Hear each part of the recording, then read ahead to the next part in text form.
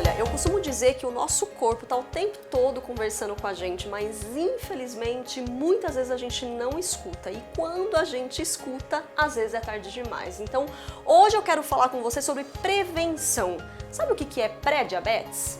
A gente tem vivido um momento atual, né, onde a palavra pandemia se tornou muito comum.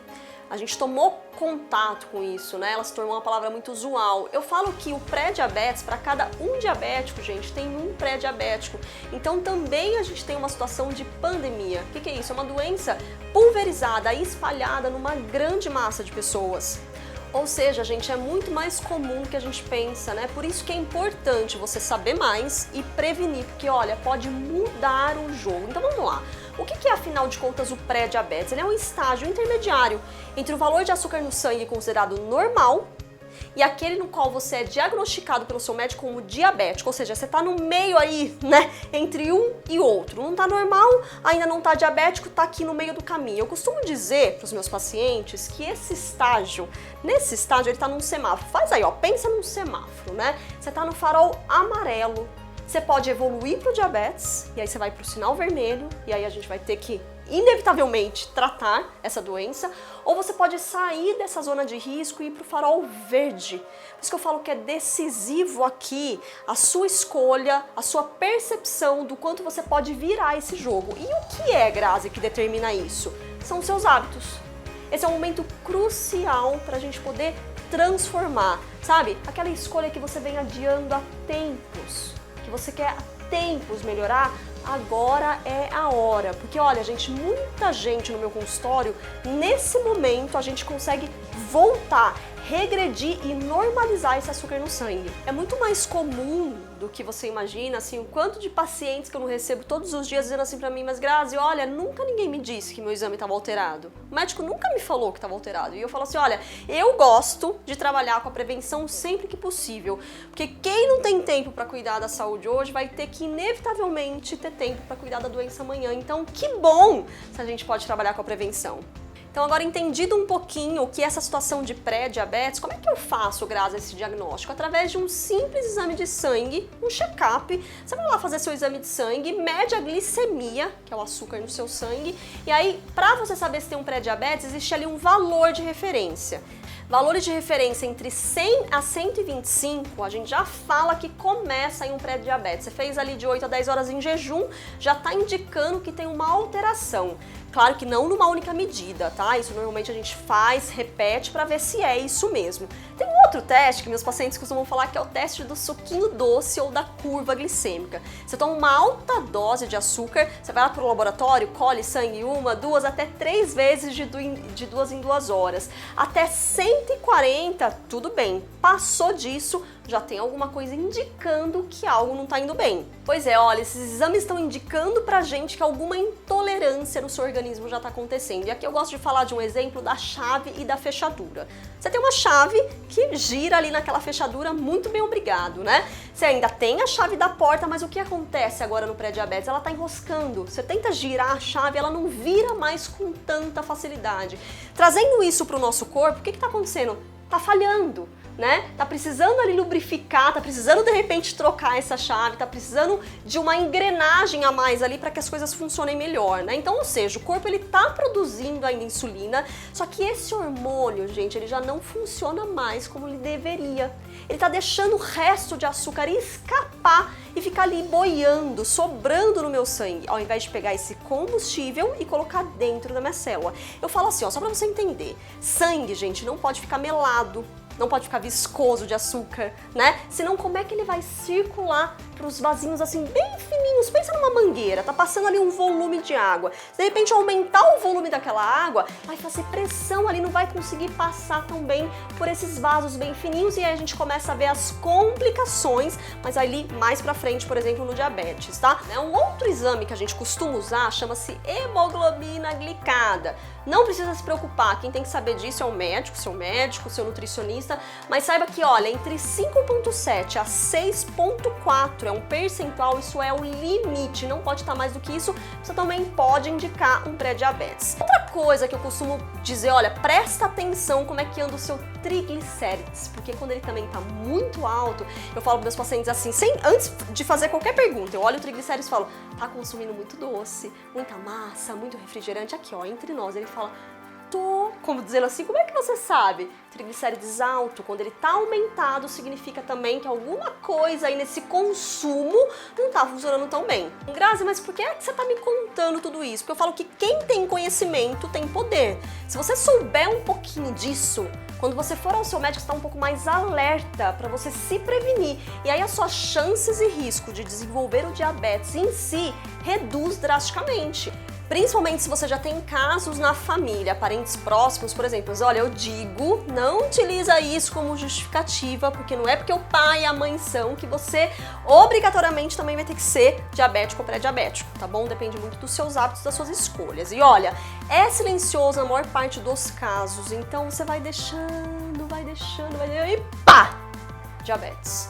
Então, por favor, prevenção. Tem muito a ver, gente, com a resistência à insulina. Eu falo que o pâncreas, vamos lá, vou dar uma explicaçãozinha para ver se você entende bem facinho.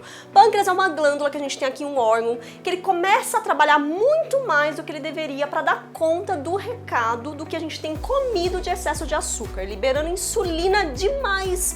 Só que qual que é o problema? Se ele conseguisse produzir demais e o corpo respondesse, maravilha, mas o corpo começa a não responder. Existe uma resistência à insulina. Ele está produzindo, mas o corpo não está reconhecendo.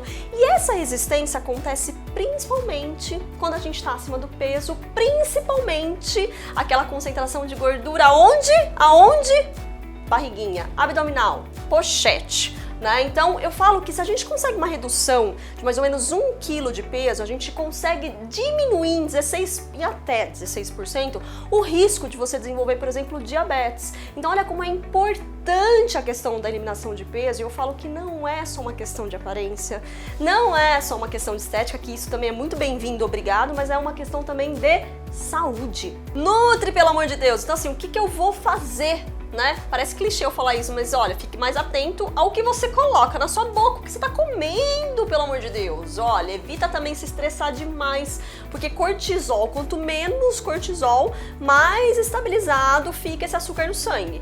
Se movimenta mais, para melhorar aquela resistência que a gente conversou ali atrás, aquela chave fechadura que eu te contei, eu preciso me exercitar. Nesse primeiro momento, gente, só sai do sofá, só se mexe, depois a gente lapida um pouco mais o que é melhor você fazer.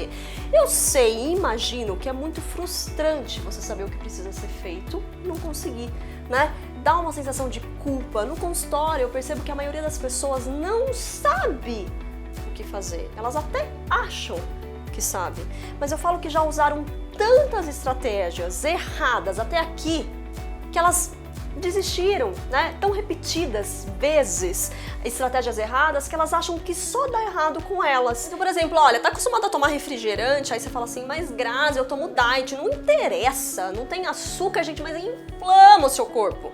Vamos ativo que desinflama, que te ajuda nessa situação. Por exemplo, o Glicontrol é um chá que eu gosto muito de usar pré-refeições. Então você pode usar antes do almoço, por exemplo, pra gente talvez diminuir essa absorção desse açúcar da refeição que você vai consumir. E ao longo do dia, troca esse refrigerante por Glicontrol geladinho, por um suco cítrico azedinho, por água, se hidrata, tá bom? Muito melhor. Minha dica hoje é busque até você encontrar o que funciona melhor pra você, porque às vezes o que funcionou com o seu vizinho não funciona pra você. Eu vou te contar um super segredo, que eu não sei se alguém te falou isso já alguma vez. Você vai falhar. Você vai falhar. E é o esperado, porque faz parte do processo de aprendizagem e tá tudo bem. Só não pare. Melhore.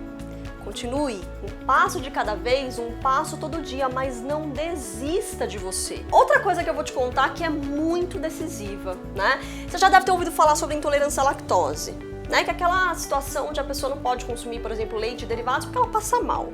Ou, por exemplo, uma intolerância muito grave ao glúten ou doença celíaca, que a pessoa tem uma intolerância ao trigo, principalmente, ela tem que retirar esses alimentos da dieta e da alimentação, porque senão ela não consegue estabilizar a doença, né? Nesses casos, quando a gente fala de uma intolerância, qual que é o tratamento básico, né, dessas situações? Consiste em remover ou reduzir minimamente, pelo menos, essas substâncias que causam a intolerância.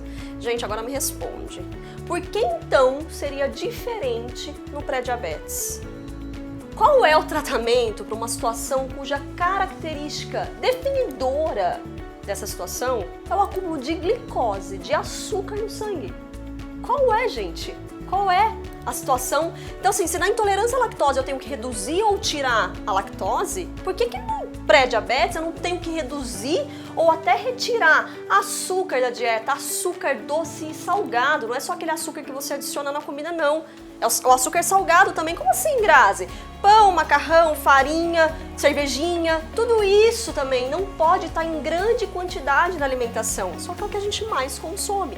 Agora, né, Grazi? Na teoria é óbvio, mas na prática nem tanto assim, né? Menos bolacha, pão, arroz, tudo isso que eu falei, ou seja, menos carboidratos num geral. E mais o quê? Então a gente tira, corta e coloca o que no lugar? Mais iogurte natural, mais ovo, mais carnes, peixe principalmente, sardinha, que é um peixe bom, bonito e barato, eu costumo dizer, só que não vale frito, né? Uma sardinha assada, enfim, azeite de oliva, castanha, queijo, abacate. Gente, tem tanta coisa que a gente pode introduzir na alimentação, suco natural mais azedinho, salada crua, folha, ou seja, proteínas e gorduras que fazem bem, fibras no geral.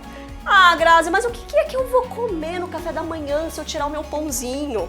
Se eu tirar a minha bolachinha? Aí eu falo assim, olha, você vai comer sabe o quê? O que é gostoso para o seu paladar, mas também o que é gostoso para a sua saúde. Sobre isso a gente vai falar no próximo papo. Beijos nutritivos!